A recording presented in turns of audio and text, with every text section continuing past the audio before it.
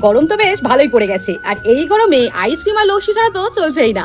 তাই আজ আমি বসে পড়েছি আইসক্রিম বানাতে। আইসক্রিম বানানোর জন্য তো প্রথমেই কিছুটা মাটি আমি এরকম হাতের সাহায্যে একটু চাপ দিয়ে দিয়ে একটু মোটা করে চ্যাপটা করে নেব। তারপরে তো আমি বেলে রাখা মাটিটার উপরে একটা আইসক্রিম আকারের শেপ দিয়ে কেটে নেব।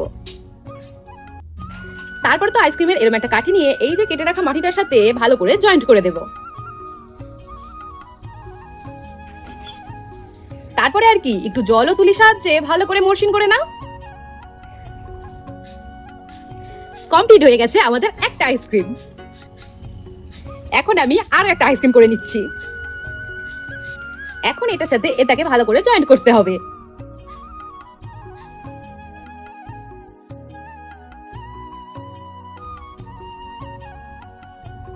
কাজ তো আমার প্রায় শেষের পথে, চলো ফাইনাল লুকটা কেমন এলো দেখে নেওয়া যাক।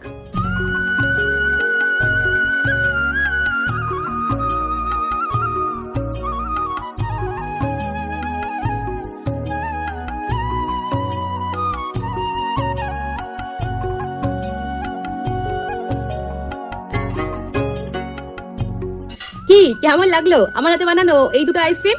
রং করার পর কেমন লাগছে সেটা তো তোমরা পরের পার্টে দেখতেই পাবে। তবে তার আগে তোমাদের কাছে আমি একটা চ্যালেঞ্জ দিয়ে গেলাম, রং করার পরে তো এই আইসক্রিম দুটোর নাম কি সেটা তো তোমরা সবাই বুঝতে পারবে। তবে রং করার আগে কে কে এই দুটো আইসক্রিমকে চিনতে পারলে আমাকে অবশ্যই কমেন্টে দিয়ে যাও তো দেখি। যে সঠিক নাম ধরে বলতে পারবে পরের ভিডিওতে আমি তাদেরই নাম নেব। যাই হোক, দেখা হবে খুব শিগগিরই নতুন কোনো ভিডিওর সাথে। আজ আসলাম, বাই।